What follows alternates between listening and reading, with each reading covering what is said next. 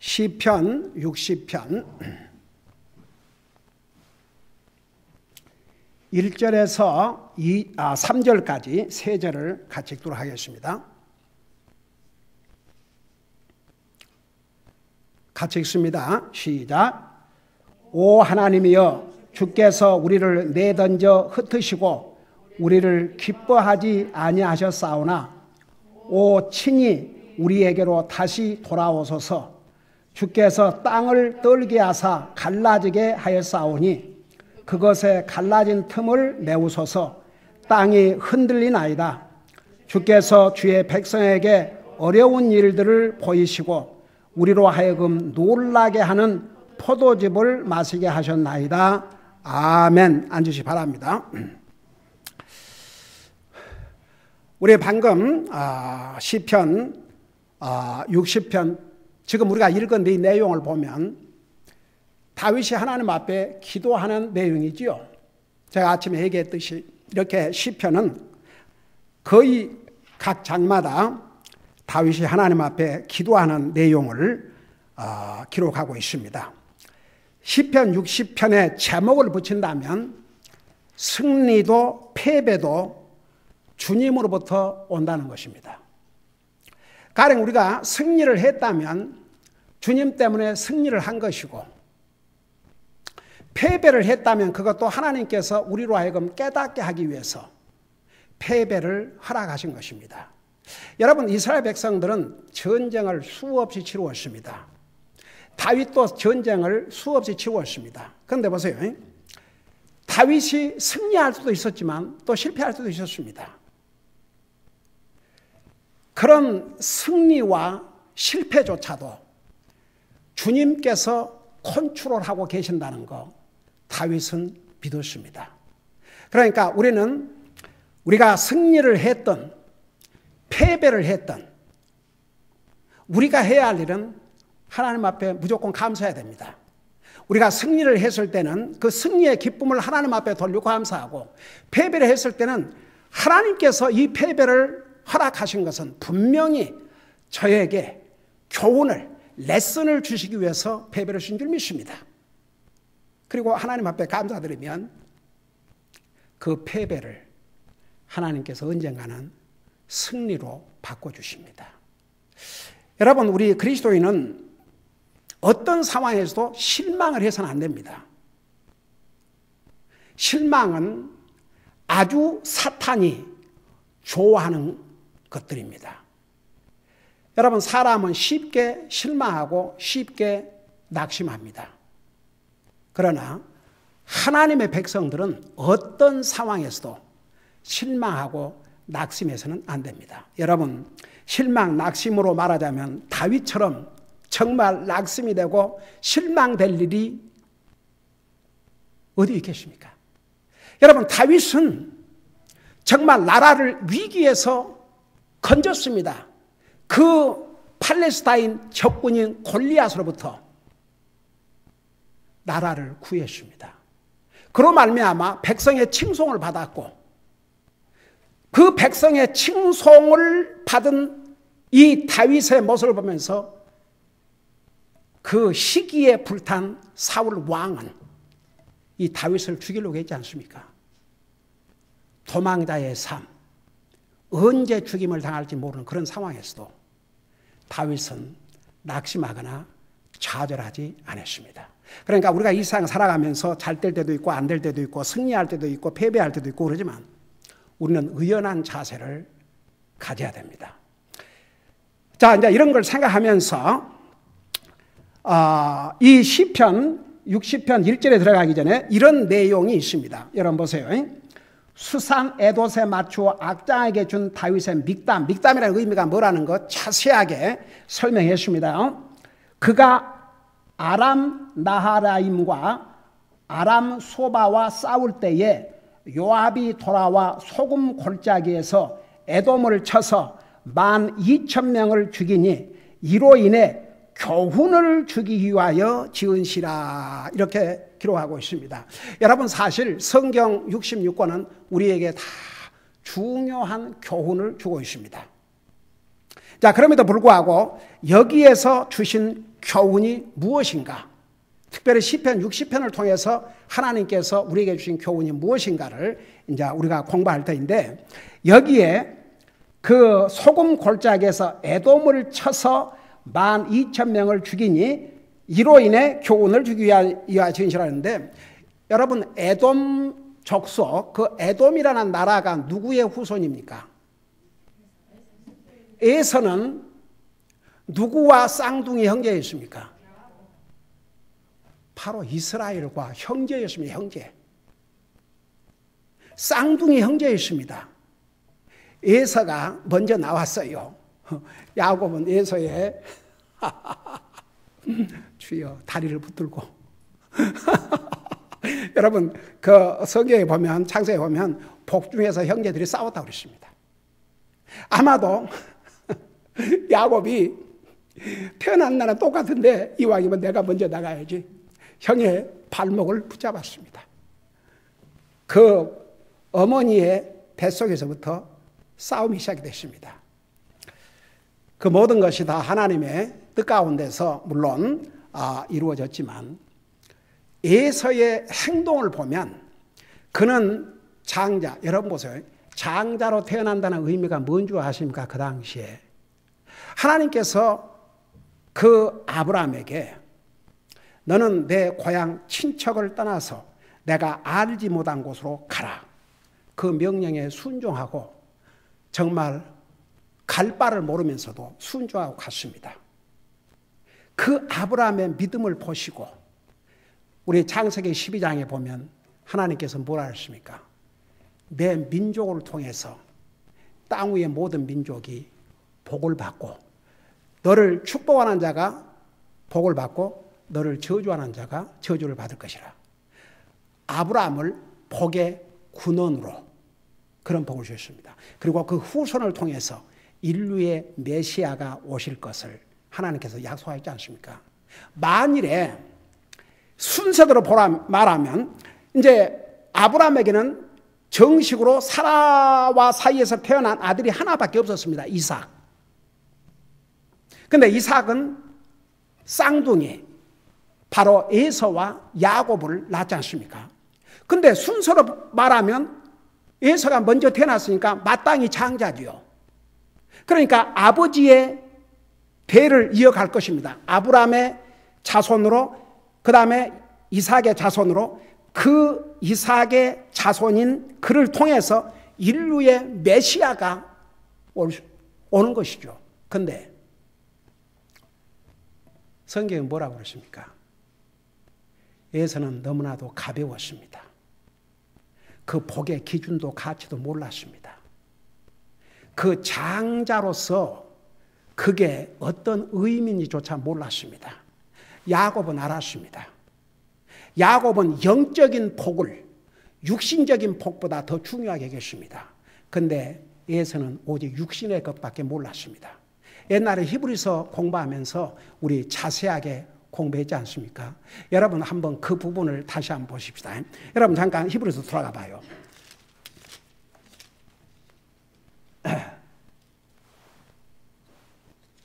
히브리서 12장을 보시기 바랍니다.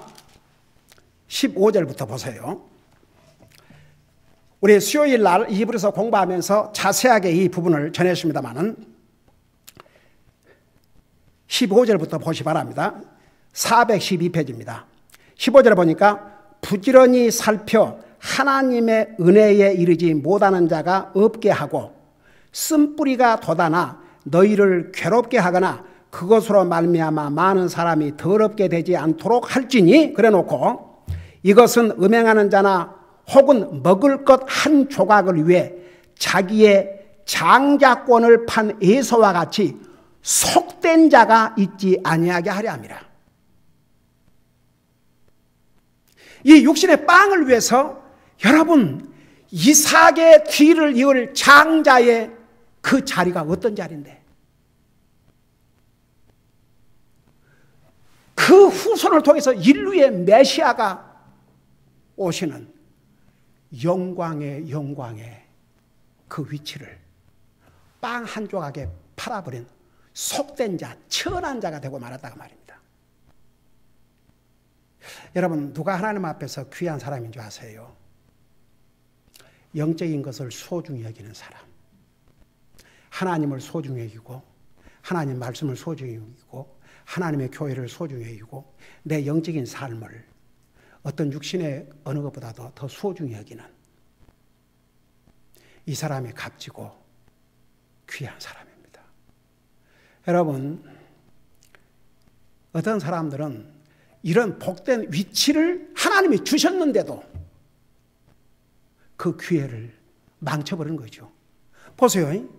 이 에서가 자기 자리를 잘 지켰다면, 오 주여, 이제 어떻게 족보가 바꿨냐 그러면, 아브라함은 이삭을 낳고 이삭은 에서를 낳고 에서를 통해서 다윗이, 이제 에서의 후손을 통해서 다윗이, 그 다윗의 후손을 통해서 예수 그리스도가 탄생하는, 이렇게 그리스도의 족보가 달라졌을 것입니다.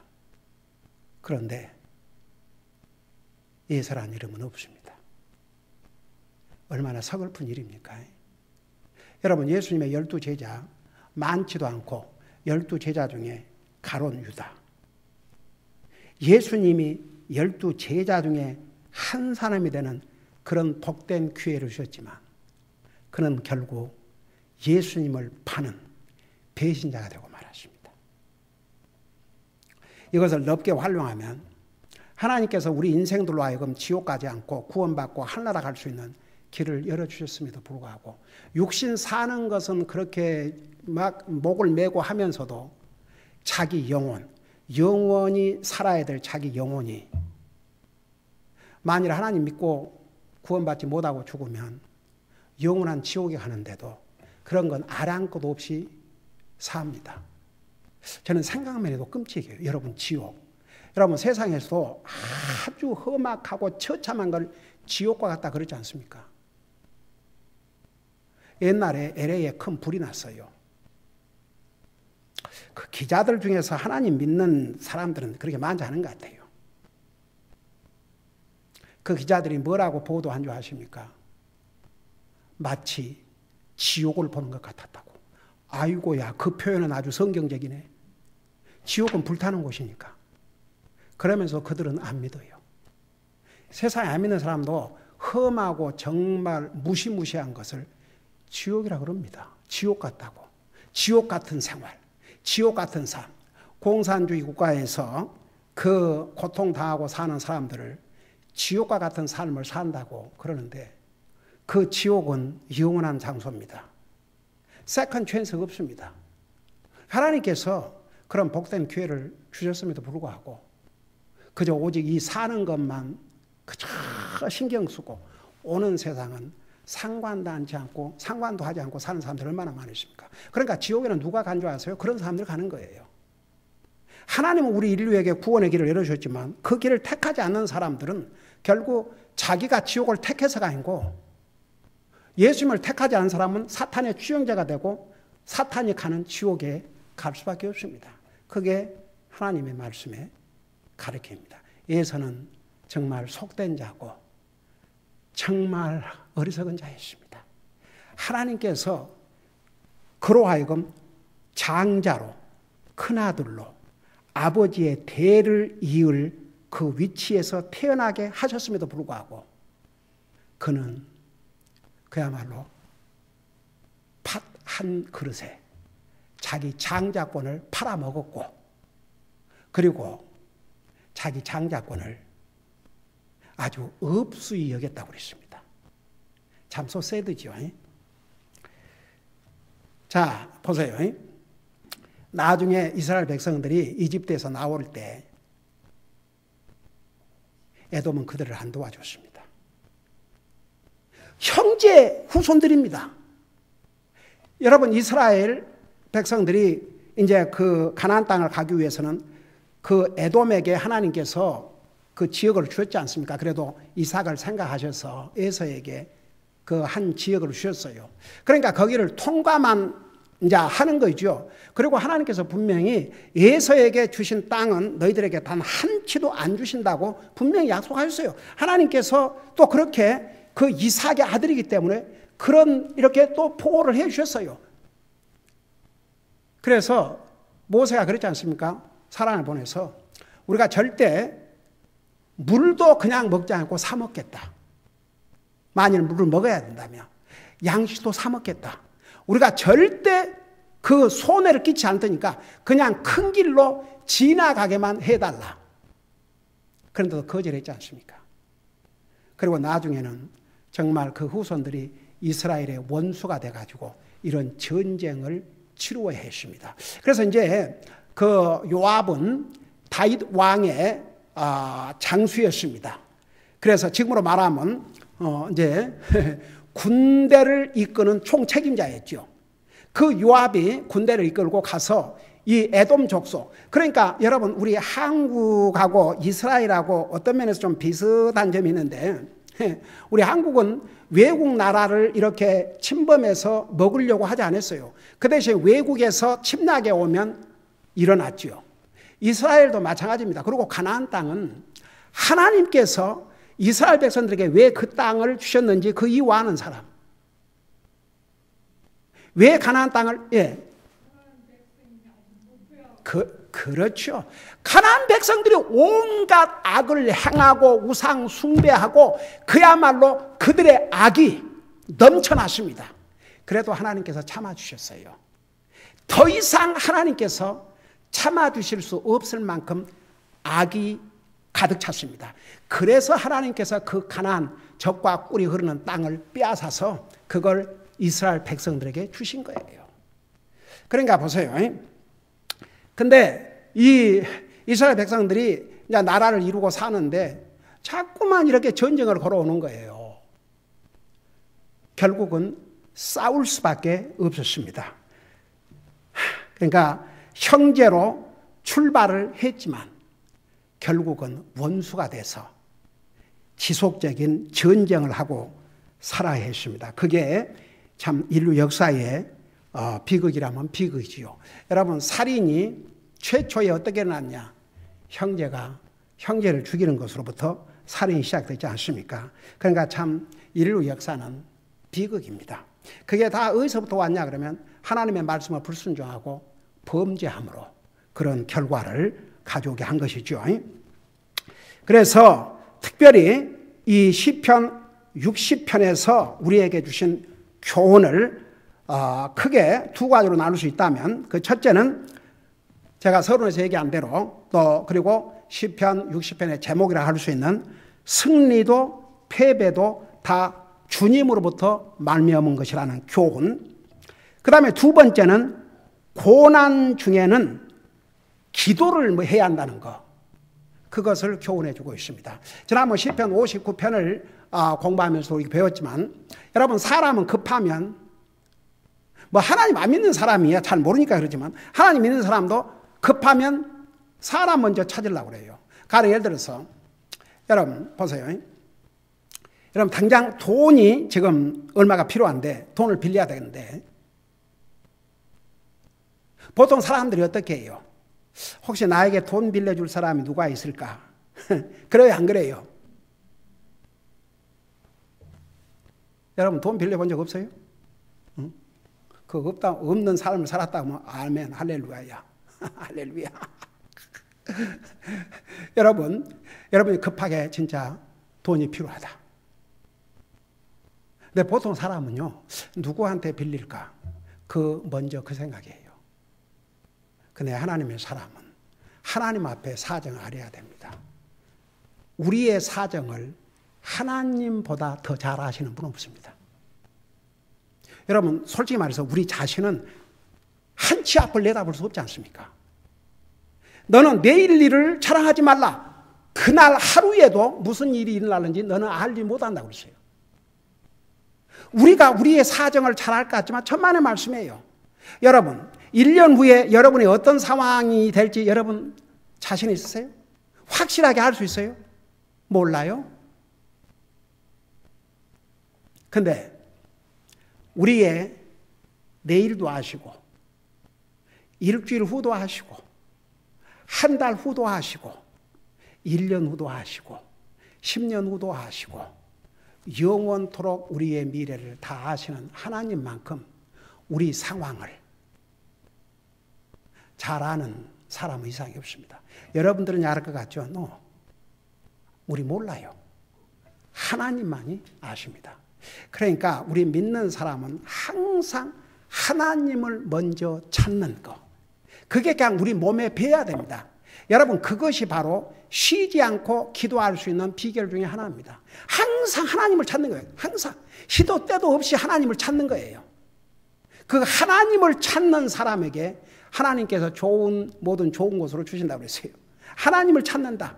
하나님을 항상 필요로 한다. 그런 뜻입니다.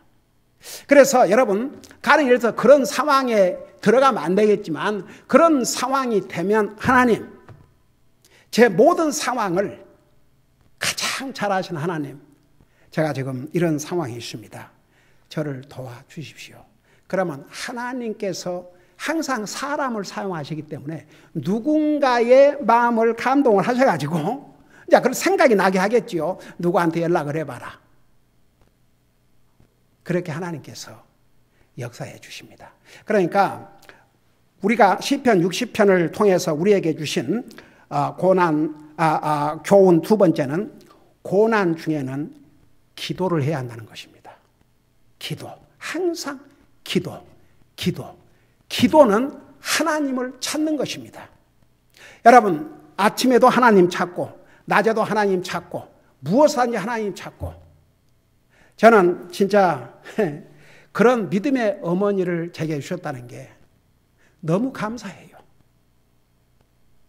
어머님은 어떤 날은 하루 12시간을 기도하셨습니다.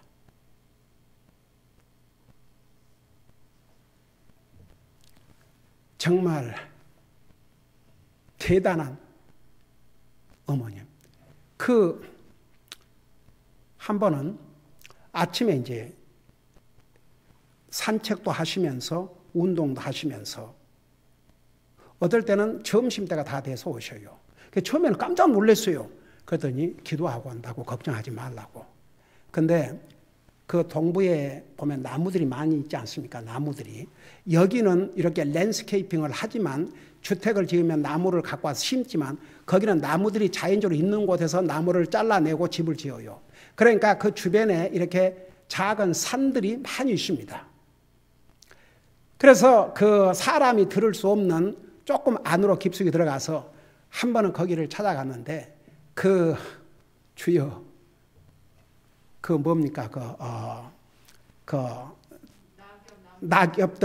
낙엽들 이런 것들을 다 긁어 모아가지고 그 무릎을 꿇고 이제 기도를 하시니까 많은 시간을 무릎을 꿇고 하셔야 되니까 그 맨 땅에는 힘들잖아요. 그러니까 그런 이런 것을 다 이렇게 그 떨어진 것을 뭐라고 그래? 낙엽들 또 뭐 이런 것들을 다 긁어 모아가지고 이렇게 딱 한 곳으로 모았는데 저도 가봤거든요. 거기에 무릎을 꿇으니까 얼마나 아주 그냥 스폰지 깔아놓은 것처럼 아주 좋았어요. 거기서 몇 시간을 엎드려 기도하신 거예요. 그래서 제가 한 번은 물어봤어요. 어머님, 기도하시는데 주로 어떤 내용으로 어떻게 기도하시는데 이렇게 많은 시간을 기도하십니까? 그러니까 어머님 하신 얘기가 우선은 나 같은 죄인을 구원해 주신 주님의 은혜 너무 감사하고 너무나 감사해서 하나님 앞에 감사를 많이 돌리고 그 다음에 자기 자신뿐만 아니라 그 욥이 했듯이 혹시라도 우리 자손들이 하나님을 제대로 믿지 않고 하나님 앞에 잘못할까 봐서 그거 다 용서를 구하고 7남매인데 그 7남매 자식 큰아들부터 시작해서 그 손주들까지 다 이름을 부르면서 기도하고 다니신 교회 목사님을 위해서 성도들을 위해서 기도하고 그 다음에 참 놀라운 얘기를 들었어요.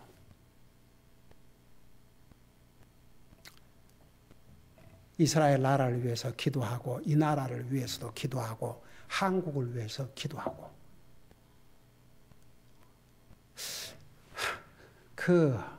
나이든 노인으로서는 참 상상할 수 없는 기도의 영역과 무엇을 기도해야 할지를 알고 계셨습니다. 어메이징이에요. 결국은 그 믿음의 어머니, 기도의 어머님으로 말미암아 그 스라의 자손들이 그 마음이야 모르지만 겉으로는 다 열심히 교회 나가고 믿음 생활을 잘하고 있는데 아침에 일어나서 말씀을 읽고 뭔 그 메시지들이 많이 들어와 있어서 체크를 해보니까 제가 그 송구 영신 예배 때 전한 메시지를 우리 일가 친척들에게 좀 보냈어요. 근데 그 중에 이제 그 우리 성이라고 넷째 형님의 둘째 딸이 오시다. 지금은 이제 나이가 50이 넘었지요. 그 메시지를 듣고 내가 그걸 읽어준다는 게 전화하기를 한 가지 왔네. 그 내용이 뭐냐 그러면 작은 아버님, 제가 메시지를 듣고 하나님 앞에 회개했습니다. 제가 살아오면서 정말 제가 잊어서는 안 될 것은 도리어 잊어버리고 잊어버려야 될 것은 안 잊어버리고 제 마음에 갖고 살았습니다. 자기가 그러니까 뭔가 교회에서 좀 헐트를 받은 모양이에요. 그러니까 그게 마음에 이렇게 엉어리가 져가지고 그래서 상당히 그게 마음에 많은 상처가 됐던 모양이다. 그러니까 개척교회 때부터 열심히 헌신을 했는데 하여간 뭔가 그렇게 해가지고 마음에 이제 상처가 돼가지고 그게 마음에 딱 이렇게 그걸 잊어버려야 되는데 그걸 잊지 못하고 그러니까 자기 삶에 그게 참 방해가 됐는데 그래서 그 문제를 놓고 자기가 기도하고 있었는데 하나님께서 작은 아버님을 통해서 그 메시지를 듣고 정말 하나님 앞에 회개했습니다. 이제는 잊어버려야 될 거 다 잊어버리고 정말 잊어서는 안 될 하나님의 은혜를 잊지 않고 살겠습니다. 감사합니다, 작은 아버님. 한번 작은 아버님, 작은 어머님, 그리고 사랑하는 자녀분들, 자기에게는 사촌들이죠. 사촌들 다 만나고 싶습니다. 그래서 저는 그 텍스트를 받고 우리 가족하고 쇼를 했지만 50살이 이제 넘은 이 조카가 이 하나님의 말씀을 듣고 뉘우치고 반성하고 자기를 고치겠다는 것. 이 보통 믿음이 아닙니다. 이게 진짜 믿음입니다. 어떤 사람은 아무리 하나님의 말씀을 가르쳐줘도 머리로는 이해를 하는 건지 안 하는 건지 이해도 못 하는 건지 도대체 이게 믿는 자의 마음인지 안 믿는 자의 마음인지 분별이 안 되는 제가 목회 35년을 해오면서 별의별 사람들 봤는데 어떤 사람들은 아무리 가르쳐도 안 되더라고요. 아무리 가르쳐도 안 돼요. 어떨 때는 참 너무 가엾고 슬프고 참 안타깝지요. 그래서 제가 한동안 안 되는 사람은 안 되는 모양이구나. 근데 보세요. 안 되는 사람은 왜 안 되는 것 같아요? 자기가 고칠 마음이 없기 때문에. 그러니까 안 되는 거예요. 사람은요, 특별히 그리스도인은 하나님의 말씀을 통해서 잘못이 지적이 되면 그걸 버리고 고치고 자기를 변화시켜 나가야 됩니다. 그래야 그리스도인으로서 훌륭한 인격을 갖게 됩니다. 낮에 그 기도를 통해서 자기 자신을 들여다볼 수 있는 기회를 삼아야 되는데 기도하지 않으면 자기 자신이 어떤 모습으로 사는지도 볼 수가 없다고 얘기했지 않습니까? 그러니까 보세요. 우리가 구원받은 하나님의 자녀는 기도와 말씀을 떠나서는 제대로 영적인 삶을 살 수가 없습니다. 저는 내가 지금 아침에 그 메시지를 받고 교회 오느라고 답을 못 했는데 제가 이제 답을 정말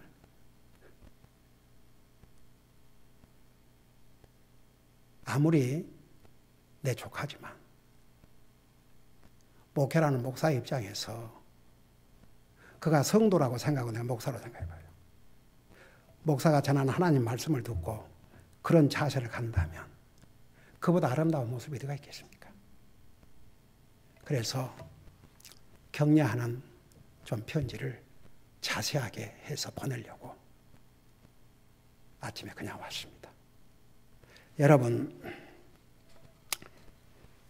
구원받은 하나님의 자녀는 항상 자신을 볼 수 있어야 됩니다. 여러분, 고난 중에 기도를 해야 한다. 여러분, 고난 중에 기도할 때 그 사람의 마음이 어떻겠습니까? 우선 고난 중에 하나님을 찾는 자세로부터 시작해서 그 고난 중에 하나님을 부르짖는다. 하나님을 부르짖으면요, 또 자기 죄를 고백하게 돼 있어요. 그래서 고난 중에 하나님을 찾는 사람은 하나님을 완전히 전적으로 의지한다는 얘기입니다. 하나님만을 믿는다는 얘기입니다. 동시에 이 고난에서 건져주실 것을 확신하는 그런 그리스도인이 고난 중에서 기도하고 하나님을 찾게 됩니다. 여러분, 다윗의 삶을 보면 그런 삶의 연속이었습니다. 결국은 하나님께서 다윗을 고난에서 건져주셨어요, 안 건져주셨어요? 건져주셨죠. 그래서 이스라엘의 참 정말 의로운 왕으로서 40년 동안을 나라를 잘 다스리고 주님 부름받고 하늘나라 가셨지 않습니까? 그는 하늘나라 가셨지만 그가 행한 행적들, 그 역사서에 다 기록이 되어 있고 그를 통해서 기록한 이 하나님의 말씀, 다윗을, 하나님 믿는다는 사람이 다윗을 모를 사람이 어디가 있겠습니까? 오죽하면 세상에 하나님 안 믿는 사람 중에서도 그 데이비드, 그 다윗 왕의 이름을 본따서 데이비드라고 이름 짓는 사람도 얼마나 많이 있습니까? 그래서 정말 우리가 새해를 맞이해서 하나님의 말씀은 다 우리에게 교훈을 주고 있습니다.